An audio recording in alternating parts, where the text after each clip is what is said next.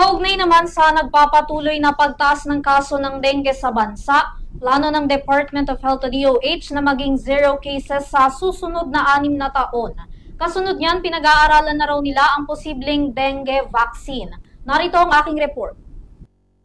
Tina-target ngayon ng Department of Health o DOH na makamit ng bansa ang zero dengue-related deaths sa taong 2030. Kaugnay pa rin yan sa nakikita nilang pagtaas ng mga nasasawi dahil sa sakit. Batay sa datos ng DOH, as of May 31, 2025, 119,000 na ang kaso ng dengue sa bansa. Higit 60% na mas mataas daw yan kumpara noong 2024 sa parehas din na mga buwan. Ayon kay Health Secretary Ted Herbosa, 470 na ang nasawi sa kalagitnaan pa lang ng 2025 na maituturing din na mataas na bilang at maaari pa raw umabot ng 1,000 deaths sa pagtatapos ng taon kung hindi mapipigilan. Ikinababahala pa ng kagawaran ang mas maraming mga bata na nagkakadengue na maituturing bilang dengue naive.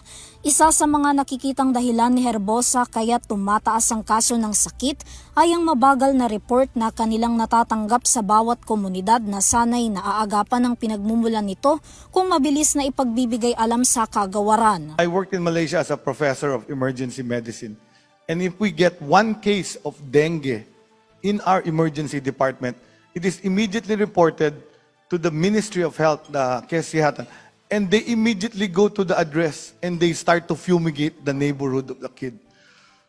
Tayo, in the Philippines, what do?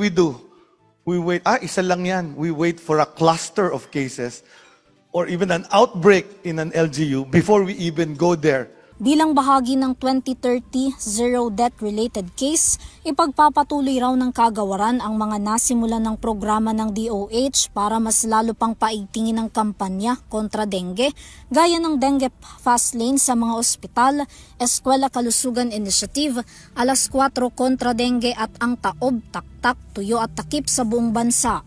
Samantala, nakapag-deploy na rin daw ang DOH ng Rapid Response Team para umagapay sa mga ospital at clinics na may mga critical na supply ng NS1 test kit para sa dengue.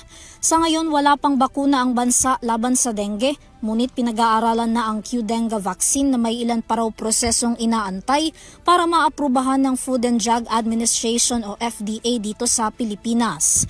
Gayunpaman, sakaling maging available ito sa bansa, hindi ito gagamitin bilang mass-based immunization at tanging sa mga clinics lang ito maaaring gamitin. We will not use the Qdenga as a mass-based immunization. It has to be done in your clinics because what we've learned in Dengvaxia was that you should know the serologic status of the person you're giving the dengue vaccine to. So, very important na may serologic test ka before you decide to give any of this new dengue vaccine. Una nang sinabi ng Health Department na bukod sa mga naitala ng kaso ng dengue, inaasahan pa ng DOH na tataas pa ang kaso nito ngayong panahon ng tag-ulan. Matatandaan na huli pang idineklara sa Pilipinas ang dengue outbreak noong 2019 bago pa ang COVID-19. Para sa EuroTV News, Vanessa Cleofas, sumasaludo sa bawat Pilipino.